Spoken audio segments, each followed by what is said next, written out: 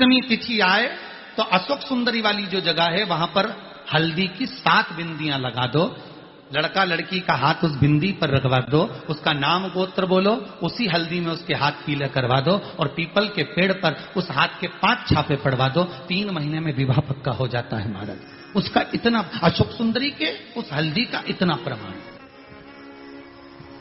3 माह के अंतर्गत विवाह न कराएं। जैसे किसी ने बता दिया आपको शनि का दोष है, किसी ने बता दिया मंगल का दोष है, दुनिया के जितने दोष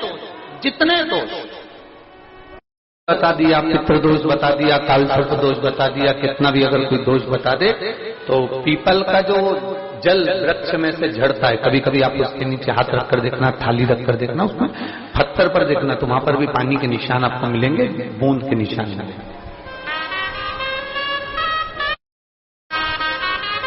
मात्र उस पीपल के वृक्ष के जल की एक बिंदी, एकमात्र बिंदी, पीपल के वृक्ष के झड़ता हुआ जल की एक बूंद का स्पर्श, भले वो सूख गई हो, उसका एक स्पर्श मात्र जहां पानी नीचे की ओर गिर रहा है उतनी परिधि, उतनी जगह के बीच में जहां से पानी गिरता है, बस उस स्थान पर अगर वो उंगली अपना नाम और गोत्र का स्मरण कर भी लगा दी जाए और एक लोटा जल चढ़ा दिया जाए तो ये जितने दुनिया के दोष हैं वो अपने आप समाप्त हो ही जाते हैं। शंकर की भक्ति का मूल में शनिवार के दिन जो पीपल के वृक्ष में सरसों के तेल का दीप लगाता है तो शनि कभी परेशान नहीं करता।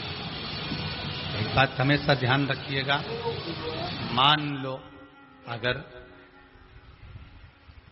कोई भारी रोग ऐसा शनि महाराज के कारण हो गया हो, अच्छे काम करते करते उल्टे हो रहे हैं, होते हैं किसी किसी के साथ में, विपरीत परिस्थितियां आ जाती है, अच्छा करने जाओ बुरा हो जाता है,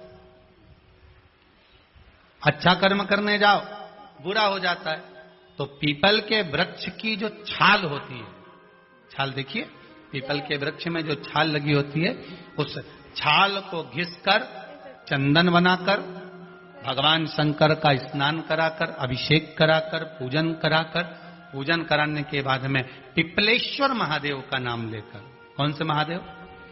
पिपलेश्वर महादेव का नाम लेकर वो जो घिसी हुई छाल होती है उस छाल का तिलक भगवान शंकर को लगा लो और उसी का थोड़ा सा भाग अपने कंठ पर, मस्तक पर लगाना प्रारंभ कर दो।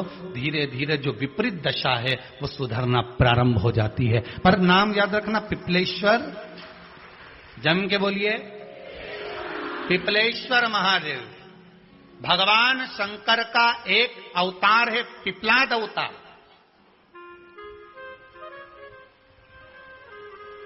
पिपलाद अवतार में जब दिया लगाओ और मंदिर में जब दीप प्रज्वलित करो, उस समय पर जब मंदिर में दीप लगाएं और मंदिर में जब दिया प्रज्वलित करें, अगर गोल बाती है तो वो तो दिए के बीच में ही होगी, फूल बाती है तो वो दिए के बीच में होगी। और मान लो अगर लंबी बाती लेकर गए हो, लंबी बाती को लेकर पहुंचे हो, तो अगर दीप लगा रहे हो, कामना रखकर लगा रहे हो कि मेरी ये कामना है, तो वो दीप का, बाती का मुख अपनी ओर रखना, पर कोई कामना नहीं। हम भगवान को केवल इसलिए रिझा रहे हैं कि मेरा भोलेनाथ मेरा भंडार भरे और मेरे घर में सुख समृद्धि दे। तो दीप की बाती का मुख भगवान की ओर होना चाहिए कि हमने तेरे भरोसे पर छोड़ दिया। अब हम किसी से नहीं पूछेंगे कि हमें क्या करना है, ये दीप की जो बाती का मुख है वो आपकी ओर है। अर्थात मेरा जो जीवन है, मेरा जो संपूर्ण परिवार है, मेरा जो कुटुंब है, मेरा जो कबीला है, मैं जिस घर में निवास करती हूं, मैं जिस घर में रहता हूं, उस घर का संपूर्ण कारभार सब तुम्हारे भरोसे पर है। तो बाती का मुख कहां हो गया? भगवान की ओर हो गया। बाती का मुख फिर भगवान की ओर। पर ज्यादातर लोग दिया जो लगाते हैं ना, वो अपनी ओर बाती करके ही लगाते हैं। मतलब इनकी कामना चलती ही रहती है 24 घंटे। कुछ कुछ कामनाएं इनकी जागरूक रहती है। आप अपना संपूर्ण परिवार, संपूर्ण अपने परिवार का दुकान हो, धंधा हो, व्यापार हो, व्यवसाय हो, चाहे आप जितना भी कार्य कर रहे हो, फैक्ट्रियां चला रहे हो, वो सब अपने भगवान के भरोसे पर दे दिया, भगवान की ओर दे दिया। तो इसका मतलब ये नहीं है कि बाती का मुख भगवान की ओर हो तो तुम भगवान के बिल्कुल करीब में बाती का मुख कर लगा दो और भगवान को मालूम पड़े चोट लग जाए, ऐसा भी नहीं। जब भी दिया लगता है, आप बहुत ध्यान देना महाराज, अगर भगवान जिस स्थान पर बैठे हुए हैं, अगर दिया हमको रखना है, भगवान जहां विराजमान है, दीप जब भी रखा जाता है भगवान के सामने, तो अपन जहां विराजमान है उससे भगवान और अपने बीच में कम से कम 2 बीता की दूरी तो होना ही चाहिए, जिससे भगवान को भी चोट ना लगे, भगवान को भी घात ना लगे। शंकर के शिवालय में जाओ, शिव के शिवालय में 3 स्थानों का स्पर्श अवश्य। किसी किसी मंदिर में शंकर जी के शिवलिंग को छूने नहीं देते, जैसे दक्षिण साइड में, साउथ में। तो अपने ही घर में जो शिवलिंग है उसके 3 स्थानों का स्पर्श अवश्य समझिए। पहला, शंकर भगवान के जहां से जल बहता है उस स्थान में, ये जलाधारी है, जल बहता है, ये शिवलिंग है, यहां से जो पानी नीचे की ओर जाता है उस स्थान का स्पर्श अवश्य करें। दूसरा, शिवलिंग का जो गोल भाग है उस गोल भाग में कहीं पर भी अपनी हथेली का स्पर्श अवश्य करें। तीसरा, शंकर भगवान के शिवलिंग का जो ऊपर का भाग है वहां अपने अस्त का स्पर्श अवश्य करें। तीनों स्थान पर ब्रह्मा, विष्णु और महेश का स्मरण करते हुए आप शंकर भगवान को जल समर्पित कर। जल दिया जाए तो दोनों हाथ से अंजलि में कलश रखकर शंकर भगवान की अपने हाथ की अंजलि में जल रखकर शिव जी को जल अवश्य समर्पित कर। बहुत ध्यान देने वाली कथा है। लंका का राजा रावण कैलाश पर्वत उठाने के लिए गया था। हाथ भगवान देव अधिदेव महादेव का पर्वत कोई उठाना साधारण नहीं है। अहंकार के वश उठा रहा था, इसलिए नहीं उठा। अगर प्रेम के वश उठाता तो लंका के राजा रावण के हाथ में भी कैलाश चला जाता।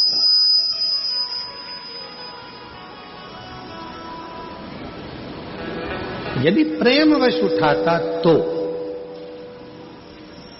और यदि प्रेम से लंका का राजा रावण अगर उठाता कैलाश पर्वत तो उसके हाथ में होता।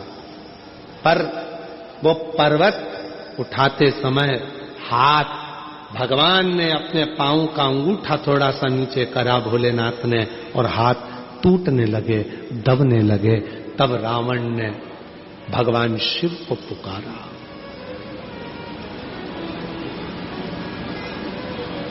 शिव को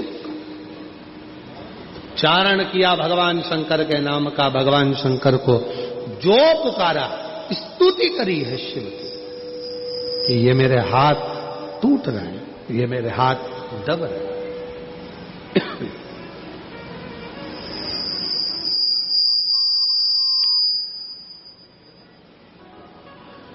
भगवान से प्रार्थना कर रहे हैं, निवेदन कर रहे हैं कि गलती हो गई जो मैंने अहंकार के वश आपको उठाया, अहंकार वश। ध्यान देना थोड़ा सा, एक बहुत सुंदर प्रसंग यहां वर्णित होता है। मेरी जीजियों, मेरे जीजाओं, मेरी बेटियों, बेटाओं, मेरी माताओं, मेरे बुजुर्ग माँ बाप, जितने भी यहां कथा में बैठे हैं उनको मैं नमन कर कर कहूंगा। और जितने आस्था चैनल के माध्यम से पूरे विश्व में, पूरे देशों में, विदेशों में बैठकर इस पवित्र कथा का जो लाभ ले रहे हैं उनसे भी निवेदन करूंगा कि मेरे शिव को पाने के लिए दिखावे की जरूरत नहीं पड़ती है। मेरे शिव को पाने के लिए बहुत आडंबर की जरूरत नहीं पड़ती है। मेरे शिव को पाने के लिए बहुत अहंकार की जरूरत नहीं पड़ती है। शिव पुराण कहती है मेरे शिव को पाने के लिए केवल प्रेम का एक लोटा जल चढ़ जाए तो मेरे शंकर प्रसन्न हो जाए।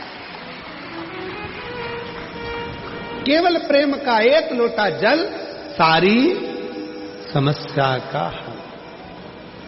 एक लोटा जल प्रेम का, वात्सल्यता का, स्नेह का, करुणा का, शक्ति भक्ति के साथ आप शिव जी को चढ़ाइए। शिव को तुम्हारे शक्ति से भी मतलब नहीं, शिव जी को भक्ति से मतलब, भक्ति से।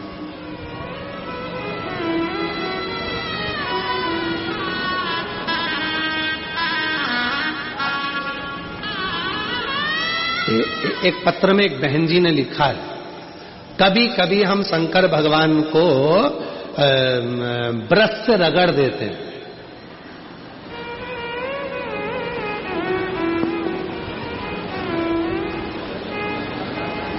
भगवान भोलेनाथ जी भी सोचते होंगे किसके हाथ में आ गया।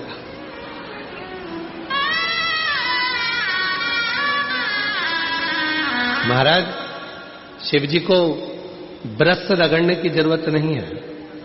फिर किसी ने कहा कि हम भोलेनाथ जी को जब काले पड़ जाते हैं तो हम उन पे नींबू लगा के रगड़ देते हैं। ना ना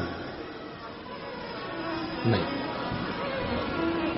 ना नींबू का रस, ना नींबू, और ना ही ब्रश, ना साबुन, ना तुम्हारा सर्फ, कुछ भी नहीं, कुछ भी नहीं। बाबा को अगर रगड़ना ही है तो हल्दी डालो, जल डालो और बाबा को अच्छे से हल्दी और चंदन से लेपन कर कर खूब रगड़ो। कौन मना कर रहा है? जरूरी नहीं कि सर्फ, साबुन या ब्रश लगाओगे या बहुत नींबू का रस लगा के उनको रगड़ोगे तो ही साफ होंगे। ना ना, प्रेम, प्रेम। लंका के राजा रावण ने अहंकार रखकर कैलाश पर्वत को उठाना चाहा, हाथ दब गए। 20 भुजा का बल, हजारों हाथों का बल लंका के राजा रावण ने लगा दिया तो भी उठा नहीं पाए। अगर उठा नहीं था, प्रेम के बल पर उठा लेते, उठ जाते। प्रेम के बल। देव महादेव के पास में जाकर सभी देवताओं ने प्रार्थना की, विनय करा, निवेदन करा। इस क्रोध को, नरसिंह भगवान का जो क्रोध है, नरसिंह भगवान का जो गुस्सा है, क्रोध है, भगवान नरसिंह का जो क्रोध है उसको शांत किया है। शंकर भगवान कहते हैं कि यदि क्रोध नरसिंह भगवान को आ रहा है तो उसकी शांति मैं अकेला नहीं करूंगा, तुम सब मेरे साथ में मिलो और क्रोध शांत।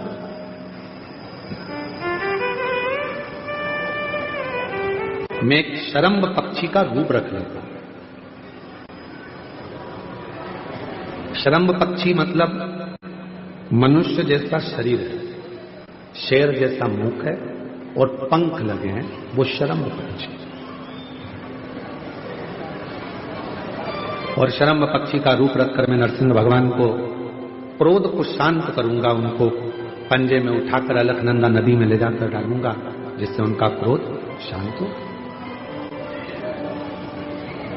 शरम्भ पक्षी का रूप रखकर भगवान नरसिंह भगवान के पास में पहुंचे और नरसिंह भगवान के पास पहुंचकर उन्होंने नरसिंह भगवान को अपने पंजे में लिया और अलकनंदा नदी में ले जाकर छोड़ा।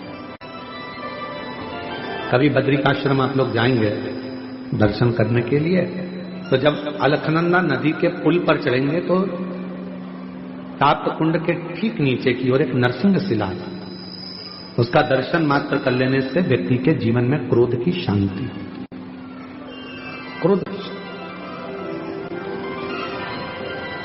शरम्भ भगवान शिव जी का जो ये नाम है शरम्भेश्वर महादेव, ये कोई साधारण सा नाम नहीं। भगवान शंकर का ये जो नाम है ये क्रोध को शांत करता है। इसलिए जब जब अगर अपने भीतर अगर कहीं क्रोध उत्पन्न हो रहा है या अपने को लगता है कि अपन बहुत गुस्सा कर रहे हैं, एक बेलपत्र को अपने हाथ में रखकर शंभेश्वर महादेव का नाम लेकर अपने घर में जो शंकर का शिवलिंग है उसको यदि समर्पित कर देते हैं तो हमारा क्रोध उसी क्षण समाप्त हो जाता है, शांत हो जाता है। शंभेश्वर, शंभेश्वर। काशी में जो शिव जी की स्थापना कौन ने करी? काशी में जो शंकर भगवान बैठे उनकी स्थापना करी थी शनि महाराज ने। किसने करी थी? शनि महाराज ने। क्योंकि भगवान शनि महाराज को उनकी माता के द्वारा श्रापित हो गए और शनि महाराज कांपने लगे। शनि महाराज कांपते कांपते मैं जाऊं तो जाऊं कहां, करूं तो करूं क्या? महाराज शनि महाराज दौड़े और दौड़कर भगवान